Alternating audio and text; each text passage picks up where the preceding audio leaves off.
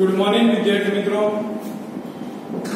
અગાઉના લેક્ચરની અંદર આપણે નિરપેક્ષ ત્રુટિ, સાપેક્ષ ત્રુટિ અને પ્રતિશત ત્રુટિ, ત્રુટિના સરવાળા અને બાદબાકી તથા ગુણાકાર અને ભાગાકાર વિશે અભ્યાસ કરી ચૂક્યા છીએ. હવે આપણે તેના પર આધારિત કેટલાક ઉદાહરણ જોઈએ તો તમને થોડો વધારે ખ્યાલ આવે. જેની અંદર ઉદાહરણ 2.7 શું કહે છે કે આપણે સાદા દોલનના આવર્તકાળનું માપન કરીએ છીએ. કે દોલનનો આવર્તકાળ માપવા માટેનો શું કરીએ છીએ? પ્રયોગ. જેમાં ક્રમિક અવલોકનોના માપ નીચે મુજબ મળે છે.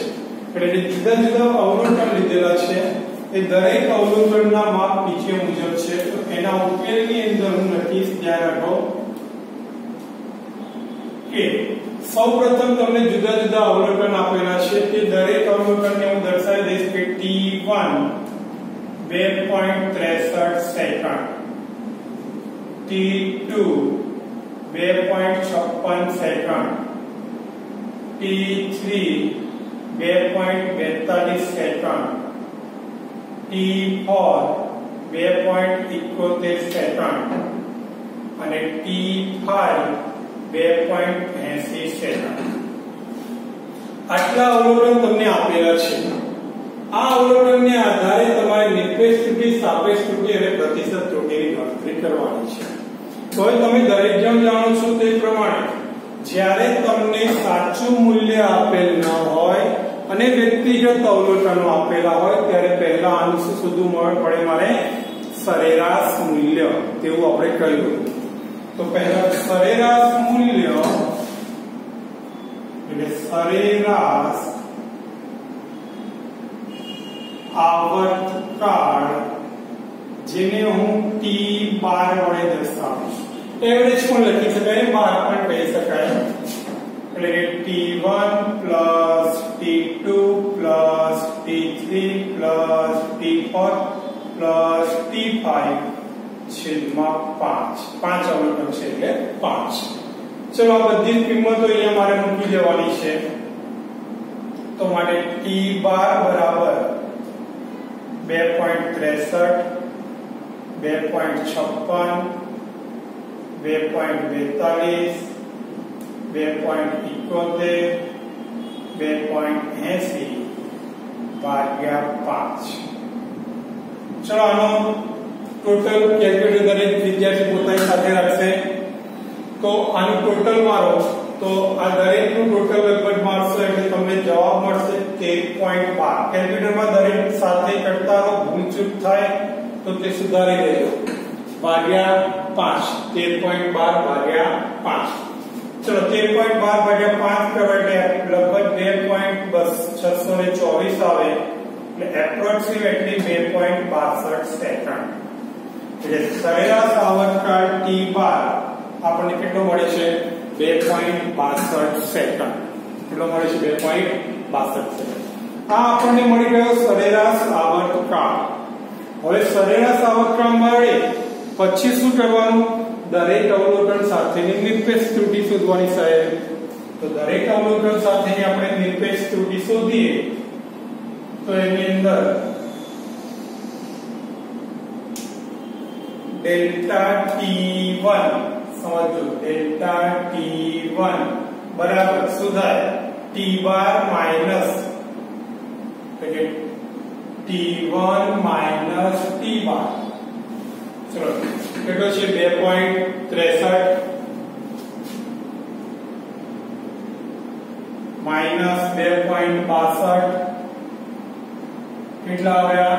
0.01 સેકન્ડ. ચલો delta T2 same with 2.56 minus 2.62. હવે અહીંયા તમે કરશો એટલે તમને જવાબ માઈનસ માં મળશે, પણ માનાંકની બહાર જાય એટલે સંખ્યા કેટલી થઈ જાય? પ્લસ. એ તમે દરેક જણ જાણો છો. માટે જવાબ મળશે 0.06 સેકન્ડ. ડેલ્ટા T3 બરાબર T3 minus T12, T3 2.42 minus 2.62 તો જવાબ આવશે 0.20. ડેલ્ટા T4 એટલે T4 માઈનસ T બાર જેટલા જ અવલોકન આપણે હોય તે બધા જ અવલોકનને આ રીતે બાદબાકી કરવાની. 71 માંથી 62 ગયા તો 0.09 સેકન્ડ. ડેલ્ટા T5 એટલે T5 માઈનસ T બાર 2.80 માઈનસ 2.62 ગણતરી કરશો તો 0.18 સેકન્ડ. આ રીતે આપણને જુદા જુદા નિરપેક્ષ ત્રુટિ દરેક અવલોકનની મળે છે. હવે શું કરવાનું? તો હવે મારે સરેરાશ નિરપેક્ષ ત્રુટિ શોધવાની. તો સરેરાશ નિરપેક્ષ ત્રુટિ ડેલ્ટા T બાર બરાબર delta T1 plus delta T2 plus delta T3 plus delta T4 plus delta T5. છેદમાં અવલોકન કેટલા છે? 5. ચલો દરેક કિંમત હું મૂકી દઈશ અહીંયા.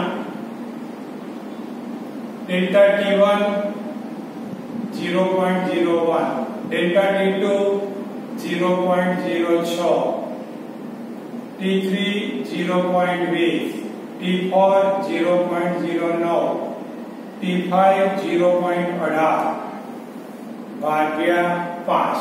ચલો વિદ્યાર્થી મિત્રો કેલ્ક્યુલેટર ફટાફટ યુઝ કરો. આનો સરવાળો કેટલો થશે બધાનો? તો બધાનો જો તમે સરવાળો કરશો તો ડેલ્ટા T બાર બરાબર આવશે 0.54 ભાગ્યા 5 એટલે લગભગ 0.11 સેકન્ડ.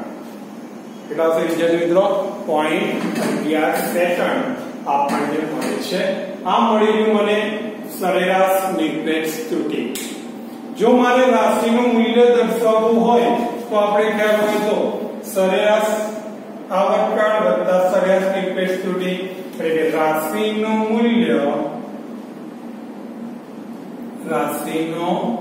મૂલ્ય બરાબર T bar plus or minus delta T બાર.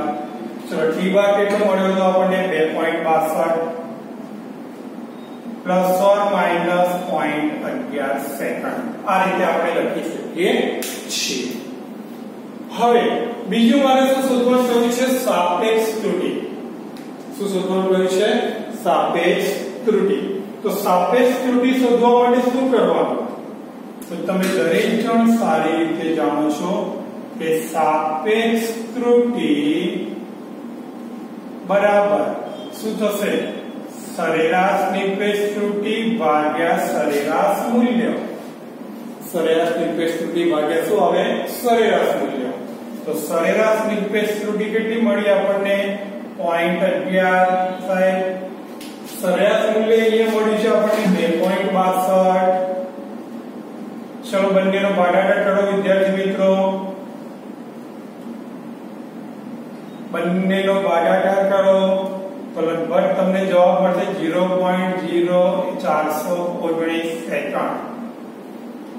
આમાં એકમ ના કારણ કે બે આવર્તકાળ છે. 0.042 બરોબર. આ સાપેક્ષ ત્રુટિ મળી ગઈ.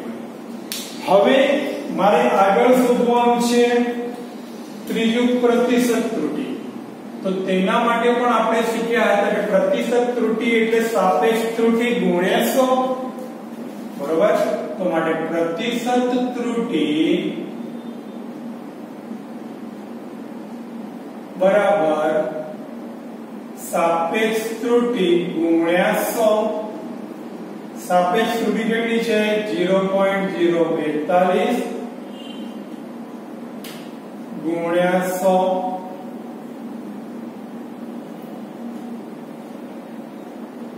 તો બંનેનો ગુણાકાર કરો એટલે 4.2 ટકા. કેટલા આવશે? 4.2 ટકા. તો દરેક વિદ્યાર્થી મિત્રો આ જ પ્રમાણેના દાખલા પૂછાય છે. ક્યારેક એક રાશિ બદલી નાખી અને ક્યારેક મૂલ્ય બદલી નાખી. અહીંયા તમને સમય આપ્યો છે તો ક્યારેક દળ આપી દે બરોબર છે. પણ પહેલા તમારે સ્ટેપ યાદ રાખો. પહેલા સરેરાશ આવર્તકાળ શોધવાનો, બીજા સ્ટેપમાં દરેક અવલોકનની નિરપેક્ષ ત્રુટિ, ત્રીજા સ્ટેપની અંદર સરેરાશ નિરપેક્ષ ત્રુટિ, ચોથા સ્ટેપની અંદર સાપેક્ષ ત્રુટિ અને પાંચમા સ્ટેપની અંદર પ્રતિશત ત્રુટિ. આ ત્રણેય ત્રુટિ શોધો એટલે તમારો અહીંયા પ્રશ્ન આ દાખલો પૂર્ણ થાય છે. હવે આપણે આગળના દાખલા તરફ આગળ વધીએ કે ઉદાહરણ 2.8 દરેક વિદ્યાર્થી મિત્ર પોતાની ટેક્સ્ટબુક સાથે રાખજો, જેથી રકમ તમે સરળતાથી જાણી શકો શું કહેવા માંગે છે રકમની અંદર. મારી પાસે ટેક્સ્ટબુક ઓલરેડી છે, તમે તમારી પાસે રાખજો.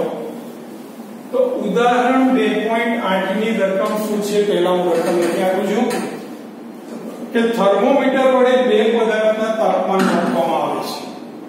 રકમનું પૂછી ધ્યાન રાખજો. શું છે ઉદાહરણ 2.8 કે થર્મોમીટર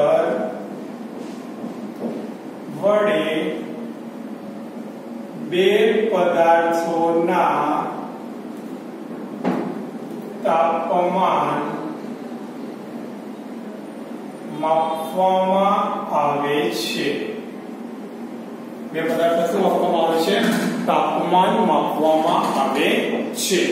જેની અંદર તમને T1 બરાબર 20 Celsius plus or minus 0.5 Celsius કેટલું મળે છે? T1 બરાબર 20 Celsius plus or minus 0.5 Celsius. જ્યારે T2 બરાબર અને T2 બરાબર 50 Celsius plus or minus 0.5 Celsius. તો તાપમાનનો તફાવત અને તેમાં ઉદ્ભવેલી ત્રુટિની ગણતરી શું છે? તો તાપમાનનો તફાવત અને ઉદ્ભવતી ત્રુટિ ગણો. બરાબર?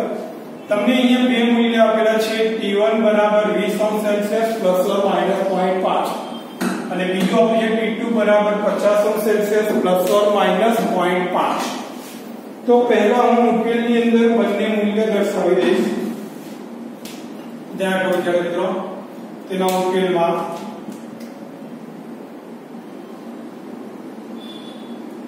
કે T1 બરાબર 20 Celsius plus or minus 0.5 Celsius. મતલબ કે આને આમ લખી શકાય T1 प्लस और माइनस डेल्टा T1. ओके, चलो T2 बराबर 50 सेल्सियस प्लस और माइनस 0.5 એટલે T2 plus or minus delta T2. એટલે આ જે પાછળ આપેલ છે તે તેની નિરપેક્ષ ત્રુટિ કહેવાય. કેવી ત્રુટિ કહેવામાં આવે છે વિદ્યાર્થી મિત્રો? નિરપેક્ષ ત્રુટિ તરીકે ઓળખવામાં આવે છે. તો હવે મારે બંનેના તાપમાનનો તફાવત શોધવાનો છે. શું શોધવાનું છે મારે? બંનેના તાપમાનનો તફાવત શોધવાનો છે. તો તાપમાનનો તફાવત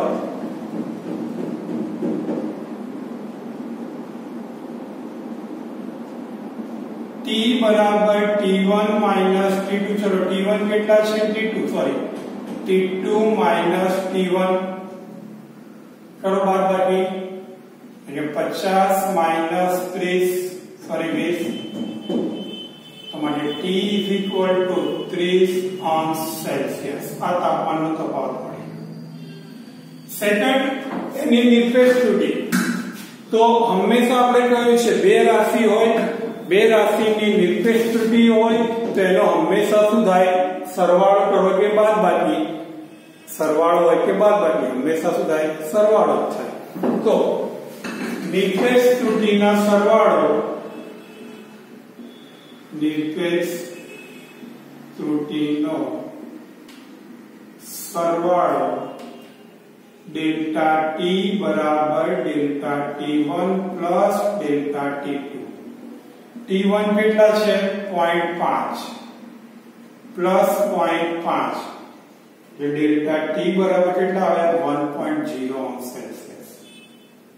કેટલા આવશે? 1.0 અંશ સેલ્સિયસ. હવે આનું મારે મૂલ્ય દર્શાવવું હોય તો સીધી વસ્તુ છે. મૂલ્ય દર્શાવવા માટે તમે શું કરશો? તો તાપમાનનું મૂલ્ય T plus or minus delta T. T કેટલો મળે મને 30 Celsius plus or minus delta T કેટલો મળે છે 1.0 સેલ્સિયસ. આ મને તેનું મૂલ્ય મળી ગયું. શું મળી ગયું વિદ્યાર્થી મિત્રો? મૂલ્ય મળે છે. ઓકે, તો આ એકદમ ઈઝી દાખલો છે કે છે, પણ નિયમો યાદ હોવા જોઈએ. શું યાદ હોવું જોઈએ આપણને? નિયમ. હવે આગળ આવે છે ઉદાહરણ નંબર 2.9. તો હવે તમારા માટે નામ થશે 2.8 થઈ ગયું, 2.9 બરોબર. તો 9 ની અંદર શું કે છે? એકદમ સરળમાં સરળ ઉદાહરણ છે. એકદમ સરળ ઉદાહરણ કે અવરોધ R બરાબર V upon I. આવું સૂત્ર તો તમે ધોરણ 10 માં ભણી ગયેલા છો. કયા ધોરણમાં? ધોરણ 10 ની અંદર આ સૂત્ર આવેલું છે કે અવરોધ R બરાબર V upon I. તો અવરોધની અંદર પ્રતિશત ત્રુટિ શોધવાની છે. કોની અંદર? અવરોધમાં. જ્યાં V નું મૂલ્ય તમને આપવામાં આવેલું છે 100 plus or minus 5 volt.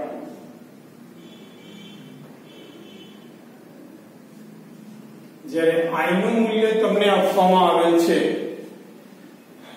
10 plus or minus 0.2 ampere. 10 plus or minus 0.2 ampere. તો R માં પ્રતિશત ત્રુટિ શોધો.